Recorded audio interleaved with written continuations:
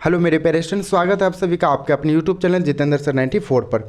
तो मेरे प्यारे स्टूडेंट, आज मैं लेके आया हूँ कक्षा 10 के फिजिक्स का ऑब्जेक्टिव। कक्षा 10 के फिजिक्स का ऑब्जेक्टिव लेके आया हूँ। मैंने पहले वीडियो में आप लोगों को पहला चैप्टर का फिजिक्स का पहला चैप्टर का सारा ऑब्जेक्टिव मैं करवा चुका हूँ। आज लेके आया हूँ दूसरा चैप्टर का वीडियो। दूसरा चैप्टर का नाम है मानव नेत्र तथा रंग बिरंगा संसार। मानव नेत्र तथा रंग बिरंगा संसार। तो आइए बने रहिए मेरे साथ पूरे इस वीडियो में, बहुत मज़ा आने वाला है। तो सबसे पहला ये है ऑब्जेक्टिव है, सबसे पहला ऑब्जेक्टिव ये है कि मानव नेत्र के किस भाग पर किसी वस्तु का प्रतिबिंब बनते हैं। मानव नेत्र के किस भाग पर, और ये ऑब्जेक्टिव को थोड़ा सा बड़ा कर लेते हैं हम लोग। ये है कि मानव नेत्र के किस भाग पर किसी वस्तु का प्रतिबिंब बनते हैं। तो ऑप्शन है कॉर्निया, परितारिका, पुतली, दृष्टिपटल। तो इनका जो सही ऑप्शन होगा वो होगा रेटिना या दृष्टिपटल होगा। अब आते हैं अगला सवाल की ओर। अगला सवाल ये है कि तारों के टिमटिमाने की व्याख्या किस सिद्धांत पर आधारित है। ऑप्शन है तारों, ये क्वेश्चन ये फिर से रिपीट कर रहा हूं मैं, तारों के टिमटिमाने की व्याख्या किस सिद्धांत पर आधारित है। ऑप्शन है अपवर्तन के सिद्धांत, परिकिरणन के सिद्धांत, वर्ण विक्षेपण के सिद्धांत, इनमें से कोई नहीं। तो इनका जो ऑप्शन होगा, ऑप्शन नंबर ए क्या होगा, ये अपवर्तन के सिद्धांत पर आधारित है। अपवर्तन के सिद्धांत पर आधारित है। अगला सवाल देखते हैं हम लोग फटाफट अंदाज में। अगला सवाल ये है कि नेत्र लेंस की फोकस दूरी अधिक हो जाने से कौन सा दृष्टि दोष होता है। नेत्र लेंस की फोकस दूरी अधिक हो जाने से कौन सा दृष्टि दोष होता है। ऑप्शन निकट दृष्टि दोष, दूर दृष्टि दोष, जरा दृष्टि दोष, इनमें से कोई नहीं। तो इनका जो आंसर होगा, ऑप्शन नंबर बी क्या होगा, से होगा दूर दृष्टि दोष होता है। अब देखते हैं हम लोग सवाल नंबर 4। सवाल नंबर 4 ये है कि नेत्र में किसी वस्तु का बना प्रतिबिंब होता है। नेत्र में किसी वस्तु का बना प्रतिबिंब होता है, मतलब नेत्र में किसी वस्तु का प्रतिबिंब कैसा बनता है। ऑप्शन है, ऑप्शन नंबर ए काल्पनिक सीधा तथा उल्टा, काल्पनिक उल्टा तथा बड़ा, वास्तविक उल्टा तथा छोटा, वास्तविक उल्टा तथा बड़ा। तो इनका जो ऑप्शन होगा, ऑप्शन नंबर सी क्या होगा, इनका सही होगा, वास्तविक उल्टा तथा छोटा। वास्तविक उल्टा तथा क्या होगा, छोटा, सही होगा। अब आते हैं सवाल नंबर 5 की ओर। सवाल नंबर 5 ये कह रहा है कि जो नेत्र निकट स्थित वस्तु को स्पष्ट नहीं देख पाता उस नेत्र में होता है। जो नेत्र निकट स्थित वस्तु को स्पष्ट रूप से नहीं देख पाता तो उस नेत्र में होता है। कौन सा दृष्टि दोष होता है, ये पूछ रहा है। तो ऑप्शन नंबर ए है दूर दृष्टि दोष, निकट दृष्टि दोष, जरा दृष्टि दोष, वर्णदता। तो इनका जो ऑप्शन होगा, ऑप्शन नंबर ए क्या होगा, सही होगा, दूरदृष्टि दोष। कौन सा ऑप्शन होगा, दूरदृष्टि दोष। ऑप्शन नंबर ए क्या होगा, सही होगा। अब देखते हैं सवाल नंबर 6। सवाल नंबर 6 थोड़ा सा बड़ा है, इनको क्या करते हैं हम लोग, थोड़ा छोटा कर लेते हैं।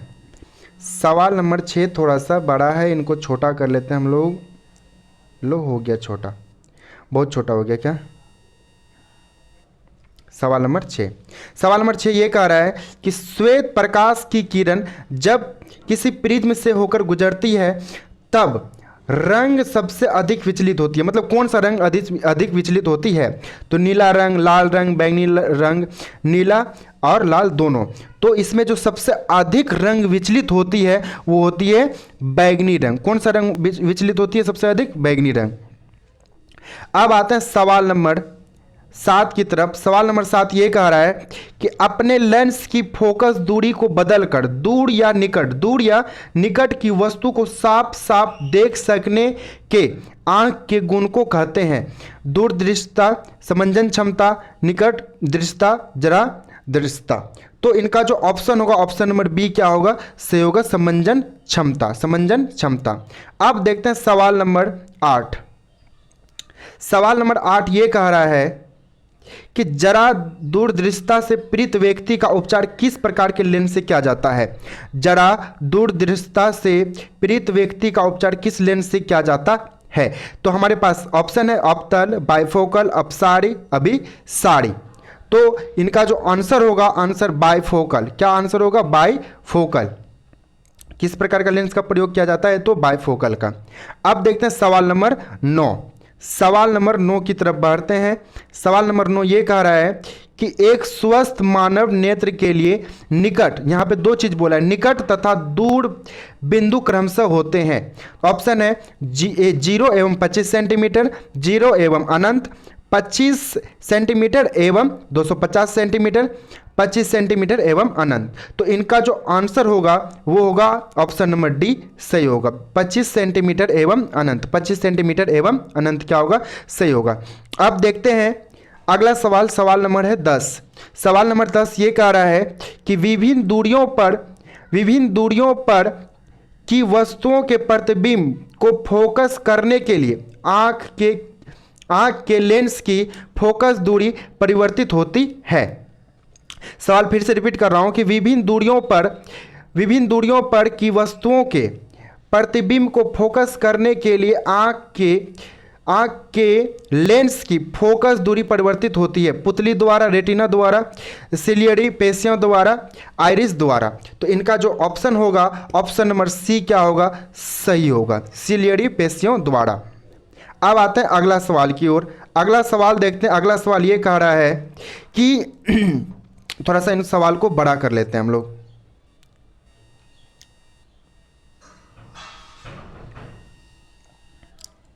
सवाल को हम लोग बड़ा कर चुके हैं। सवाल क्या कह रहा है, 11 नंबर सवाल है, जो नेत्र दूर स्थित वस्तु को स्पष्ट नहीं देख पाता, जो नेत्र दूर स्थित वस्तु को स्पष्ट नहीं देख पाता उस नेत्र में होता है दूरदृष्टि दोष, निकट दृष्टि दोष, जरा दृष्टि दोष, वर्णदता। तो जो नेत्र दूर स्थित वस्तु को स्पष्ट रूप से नहीं देख पा रहा है तो उसमें कौन सा दृष्टि दोष होता है, ये सवाल कह रहा है। तो उसमें होता है, उस नेत्र में होता है निकट दृष्टि दोष। उस नेत्र में कौन सा दोष होता है, तो निकट दृष्टि दोष होता है। अब आते हैं सवाल नंबर 12 की ओर। सवाल नंबर 12 है, किस दृष्टि दोष में किसी वस्तु का प्रतिबिंब रेटिना के आगे बनता है। किस दृष्टि दोष में किसी वस्तु का प्रतिबिंब रेटिना के आगे बनता है, निकट दृष्टि दोष में, दूर दृष्टि दोष में, जरा दृष्टि दोष में, इनमें से कोई नहीं। तो ये होता है निकट दृष्टि दोष में। किस में होता है, निकट दृष्टि दोष में होता है। इसमें जो प्रतिबिंब बनता है वो कहाँ बनता है, रेटिना के आगे बनता है। अब आते हैं सवाल नंबर 13 की ओर। सवाल नंबर 13 ये कह रहा है मेरे प्यारे स्टूडेंट, नेत्र की समंजन क्षमता कम हो जाने से उत्पन्न होता है। नेत्र की समंजन क्षमता कम हो जाने से उत्पन्न होता है, मतलब कौन सा दोष उत्पन्न हो जाता है, निकट दृष्टि दोष, दूर दृष्टि दोष, जरा दृष्टि दोष या फिर वर्णदता। तो इनका जो ऑप्शन होगा जरा दृष्टि दोष उत्पन्न हो जाता है, जरा दृष्टि दोष उत्पन्न हो जाता है। अब आते हैं अगला सवाल की ओर। सवाल नंबर है 14। सवाल नंबर 14 ये कह रहा है कि चंद्रमा पर खड़े अंतरिक्ष यात्री को आकाश प्रतीत होता है, मतलब कैसा दिखता है। चंद्रमा पर खड़े अंतरिक्ष यात्री को आकाश कैसा दिखता है, नीला, उजला, लाल या फिर काला। तो क्या दिखता है, कैसा दिखता है, उसको काला दिखता है। ऑप्शन नंबर डी क्या होगा, सही होगा। अब है 15 नंबर सवाल। 15 नंबर सवाल ये कह रहा है कि श्वेत रंग कितने रंगों के मेल से बना है। श्वेत रंग मतलब सफ़ेद रंग कितने रंगों के मेल से बना है, 3 रंग, 4 रंग, 5 रंग, 7 रंग।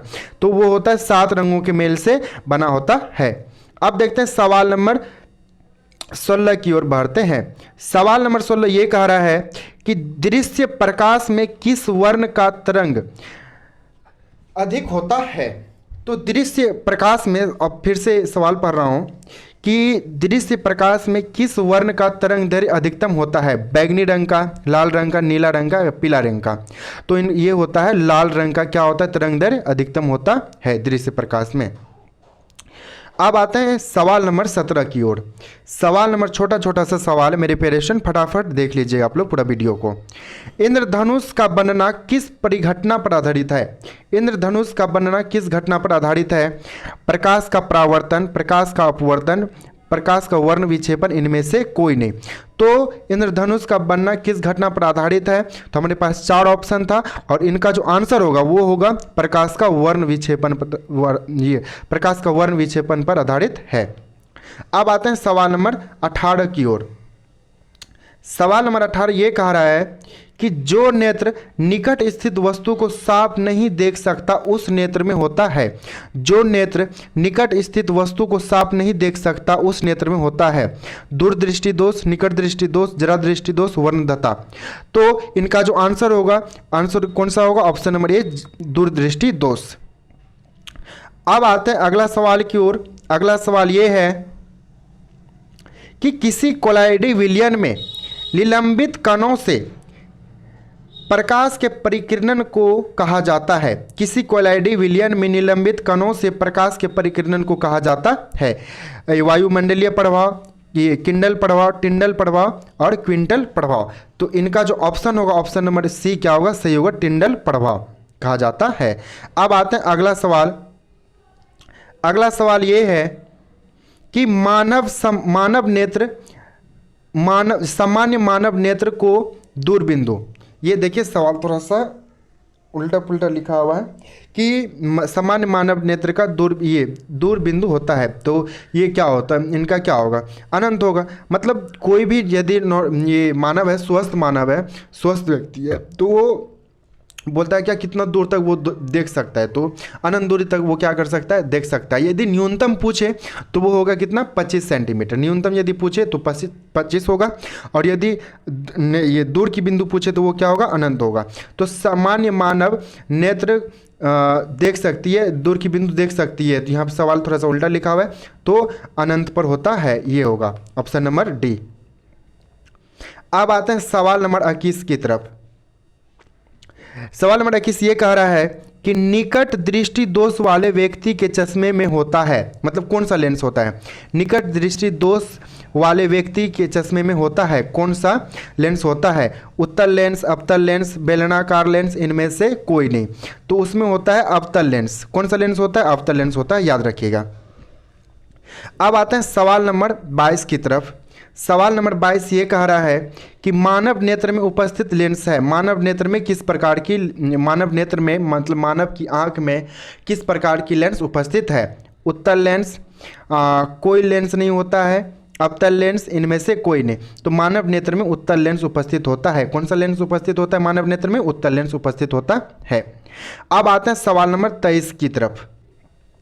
सवाल नंबर 23 ये कह रहा है कि निम्न में किस दृष्टि दोष में नेत्र को क्रिस्टलीय लेंस धुंधला अपारदर्शी हो जाता है? निम्न में से किस दृष्टि दोष में नेत्र को क्रिस्टलीय लेंस धुंधला अपारदर्शी हो जाता है?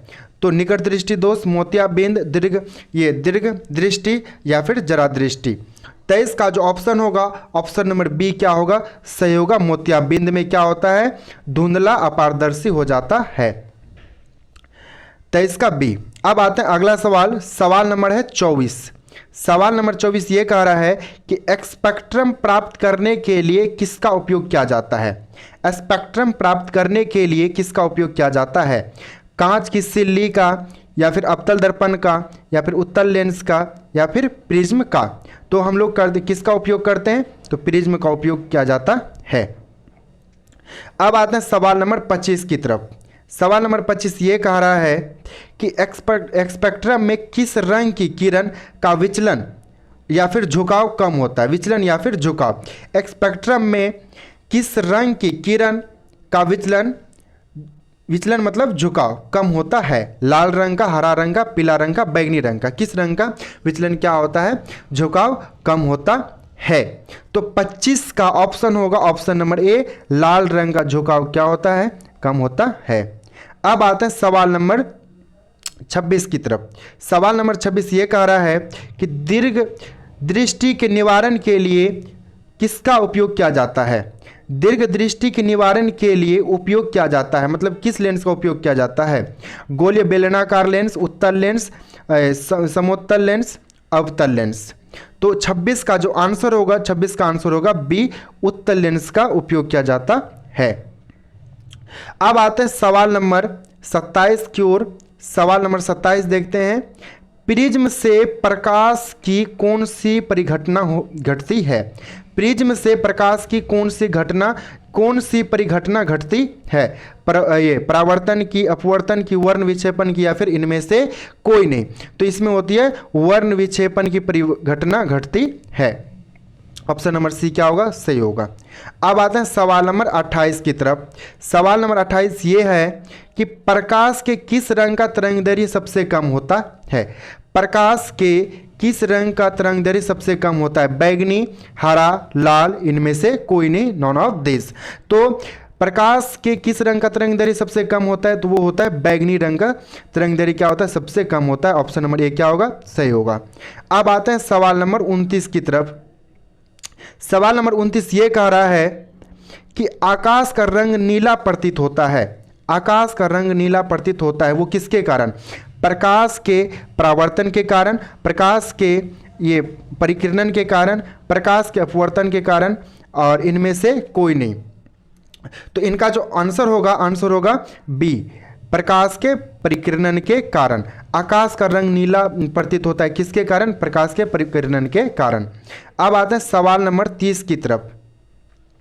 सवाल नंबर 30 देखिए, बहुत अच्छा सवाल है कि आंख व्यवहार होता है, आंख व्यवहार होता है किस दर्पण की तरह आंख क्या करता है? व्यवहार करता है, या फिर किस लेंस की तरह आंख व्यवहार करता है? तो ऑप्शन के अनुसार हम लोग क्या करेंगे? टिक करेंगे। अवतल दर्पण की तरह, उत्तल लेंस की तरह, समतल दर्पण की तरह, इनमें से कोई नहीं। तो हमारी जो आंख है वो आंख क्या करती? उत्तल लेंस की तरह व्यवहार करती है। कौन सा लेंस की तरह व्यवहार करती? उत्तल लेंस की तरह व्यवहार करती है। अब आते हैं सवाल नंबर 31 की ओर। सवाल नंबर 31 ये कह रहा है कि एक साधारण प्रिज्म कितने सतहों से घिरे होते हैं? एक साधारण प्रिज्म कितने सतहों से घिरे होते हैं? तो 6, 4, 5, 3। इनका जो आंसर होगा, आंसर क्या होगा? सी सही होगा। ये 5 सतहों से घिरे होते हैं। प्रिज्म जो होते हैं, साधारण प्रिज्म, वो 5 सतहों से घिरे होते हैं। अब आते हैं सवाल नंबर 32 की तरफ। सवाल नंबर 32 ये कह रहा है, थोड़ा सा इनको क्या करते हैं हम लोग? छोटा करते हैं। सवाल बहुत बड़ा है, ये लो भैया, छोटा हो गया, सवाल छोटा हो गया। अब देखिए, यदि किसी वस्तु का प्रतिबिंब रेटिना के पीछे बनता है तो वह व्यक्ति किस दृष्टि दोष से पीड़ित है? यदि किसी व्यक्ति वस्तु का प्रतिबिंब रेटिना के पीछे बनता है तो वह व्यक्ति किस दृष्टि दोष से पीड़ित है? दूरदृष्टि दोष से, निकट दृष्टि दोष से, जरा दृष्टि दोष से, या इनमें से कोई नहीं। तो वो व्यक्ति पीड़ित है किससे? दूरदृष्टि दोष से। किससे पीड़ित है? दूरदृष्टि दोष से पीड़ित है। अब देखते हैं सवाल नंबर 33। सवाल नंबर 33 को थोड़ा बड़ा करते हैं। सवाल नंबर 33 यह कह रहा है, किसी माध्यम में छोटे छोटे कणों के निलंबन को कहा जाता है। किसी माध्यम में छोटे छोटे कणों के निलंबन को कहा जाता है। कोलाइड, पुंज, प्रकाश, इनमें से कोई नहीं। तो उनको कहा जाता है कोलाइड। क्या कहा जाता है? कोलाइड कहा जाता है। अब आते हैं सवाल नंबर 34 की ओर। सवाल नंबर 34 ये कह रहा है कि नेत्र गोलक का व्यास लगभग होता है। नेत्र गोलक का व्यास लगभग होता है। तो देखते हैं 2.3 सेंटीमीटर, 2.4 सेंटीमीटर, 3.3 सेंटीमीटर, या फिर 3.4 सेंटीमीटर। इनका जो आंसर होगा, ऑप्शन नंबर ए क्या होगा? सही होगा, 2.3 सेंटीमीटर। नेत्र गोलक का जो व्यास होता है वो कितना होता है? 2.3 सेंटीमीटर का होता है। अब आते हैं अगला सवाल, सवाल नंबर 35। सवाल नंबर 35 ये कह रहा है, विद्युत सिग्नल कौन उत्पन्न करता है?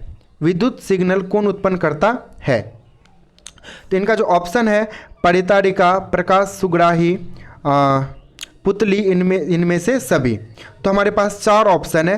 ये फिर से सवाल पढ़ रहा हूँ मैं, विद्युत सिग्नल कौन उत्पन्न करता है? तो इनका जो आंसर होगा, प्रकाश सुग्राही, प्रकाश सुग्राही।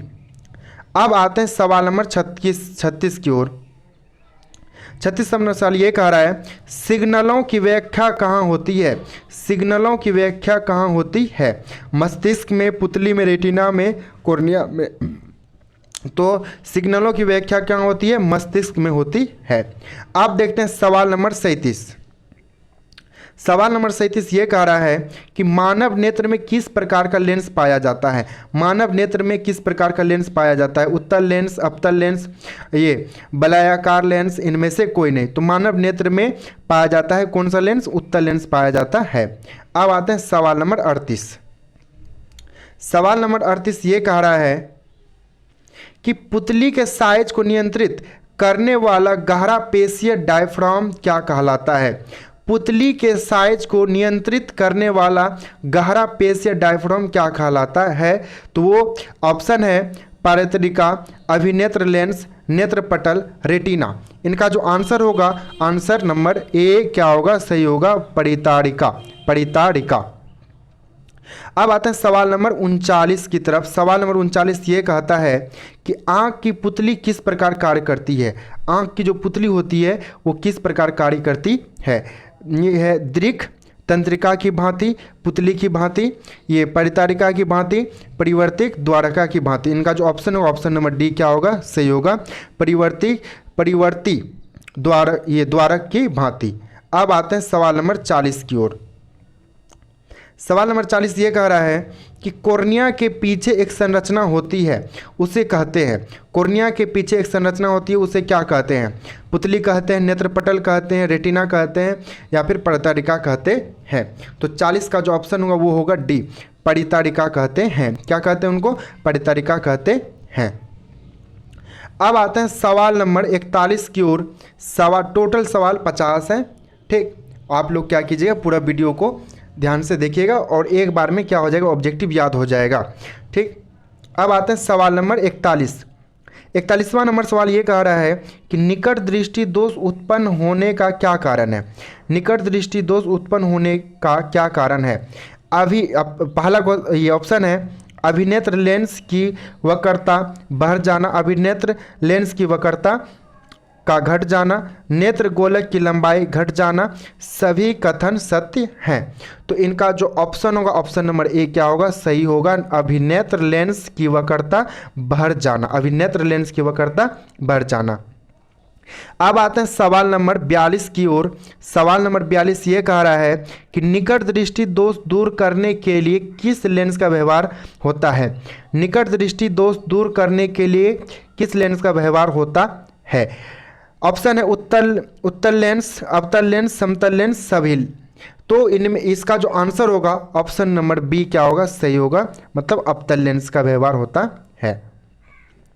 अब आता है सवाल नंबर 43 की तरफ। सवाल नंबर 43 यह कह रहा है कि आंख में प्रवेश करने वाले प्रकाश की मात्रा को नियंत्रित करता है। आँख में प्रवेश करने वाले प्रकाश की मात्रा को नियंत्रित करता है, कौन करता है। परितारिका करता है, या फिर पक्षमाभी पेशियाँ करती है, पुतली करती है, या फिर लेंस करती है, वो करता है परितारिका। कौन करता है, परितारिका करता है। अब आते हैं सवाल नंबर 44 की ओर। सवाल नंबर 44 ये कह रहा है कि नेत्र में प्रवेश करने वाले प्रकाश किरणों का अधिकांश अपवर्तन होता है। नेत्र में प्रवेश करने वाले प्रकाश किरणों का अधिकांश अपवर्तन होता है। ऑप्शन है नेत्रोदध अंतरपृष्ठ पर, अभिनेत्र के अंतरपृष्ठ, कॉर्निया के बाहरी पृष्ठ, इनमें से कोई नहीं। तो 44 का जो आंसर होगा वो होगा कॉर्निया के बाहरी पृष्ठ पर। नेत्र में प्रवेश करने वाले प्रकाश की किरणों का अधिकांश अपवर्तन होता है कॉर्निया के बाहरी पृष्ठ पर। अब आते हैं सवाल नंबर है 45। सवाल नंबर 45 ये कह रहा है मेरे प्यारे स्टूडेंट कि मंद प्रकाश में किसकी शिथिलता से पुतली पूर्ण रूप से फैल जाती है। मंद प्रकाश में किसकी शिथिलता से पुतली पूर्ण रूप से फैल जाती है। कॉर्निया, परितारिका, एरिस, या फिर इनमें से कोई नहीं। तो इनका जो आंसर होगा वो होगा परितारिका। इनका क्या आंसर होगा, परितारिका। अब आते हैं सवाल नंबर 46 की ओर। सवाल नंबर 46 ये कह रहा है नेत्र गोलक के गोले होने पर देख पाते हैं। नेत्र गोलक के गोल होने पर देख पाते हैं। निकट की वस्तु को, दूर की वस्तु को 25 सेंटीमीटर की दूरी पर की वस्तु को, इनमें से कोई नहीं। तो इनका जो आंसर होगा, इनका आंसर होगा ए, निकट की वस्तु को। 46 का आंसर क्या होगा? निकट की वस्तु को। नेत्र गोलक के गोल होने पर देख पाते हैं निकट की वस्तु को। अब आते हैं 47वां नंबर सवाल है। 47वां नंबर सवाल ये कह रहा है कि वस्तु को हटा लेने के बाद भी नेत्रपटल पर प्रतिबिंब कितने सेकंड तक रहता है? 1/10 सेकंड, 1/20 सेकंड, 1/16 सेकंड, 1/15 सेकंड। इनका जो आंसर होगा, उनका आंसर होगा 1/10 सेकंड। ऑप्शन ए क्या होगा? सही होगा, 47 का ए। अब देखते हैं अगला सवाल है। अगला सवाल है सवाल नंबर 48। सवाल नंबर 48 ये कह रहा है कि दृष्टि निर्बंध सिद्धांत का उपयोग कहाँ किया जाता है? दृष्टि निर्बंध सिद्धांत का उपयोग कहाँ किया जाता है? चलचित्र प्रेक्षण में, फोटोग्राफी कैमरे में, सूक्ष्मदर्शी में, इनमें से कोई नहीं। तो ये होता है चलचित्र प्रेक्षण में। ये दृष्टि निर्बंधता सिद्धांत का उपयोग कहाँ किया जाता है? चलचित्र प्रेक्षण में। अब देखते हैं सवाल नंबर 49। सेकेंड लास्ट सवाल है, कोर्निया के पीछे क्या है जो काले रंग की पेशियों का समुच्चय है? कोर्निया के पीछे क्या है जो काले रंग की पेशियों का समुच्चय है? 49 नंबर सवाल है। ऑप्शन है परितारिका, नेत्रपटल, दृष्टिपटल, इनमें से कोई नहीं। इनका जो आंसर होगा वो होगा परितारिका। कोर्निया के पीछे क्या है जो काले रंग की पेशियों का समुच्चय है? वो है परितारिका। अब आते हैं सवाल नंबर 50 जो कि लास्ट सवाल है। जो क्या है मेरे प्यारे स्टूडेंट? लास्ट सवाल है। लास्ट सवाल, इनको क्या करते हैं, थोड़ा छोटा कर लेते हैं। अब देखते हैं सवाल कि आयु में वृद्धि होने पर मानव नेत्र में समंजन क्षमता घट जाती है, तो यह दोषी कहलाती है। आयु में वृद्धि होने पर मानव नेत्र में समंजन क्षमता घट जाती है, यह दोषी कहलाती है। अबिंदुकता या फिर दीर्घ दृष्टि दोष, लघु दृष्टि दोष, जरा दृष्टि दोष। तो इनका जो ऑप्शन होगा, ऑप्शन नंबर डी क्या होगा? जरा दृष्टि दोष। तो मेरे प्यारे स्टूडेंट आज के लिए बस इतना ही। अब कमेंट करके बताइएगा कि मैं जो ये सवाल पढ़ाया, टोटल सवाल मानव नेत्र तथा रंग बिरंगा संसार के, तो ये सारा सवाल कैसा लगा कमेंट करके बताइएगा। यदि आपको अच्छा लगे तो लाइक करें, सब्सक्राइब करें। धन्यवाद।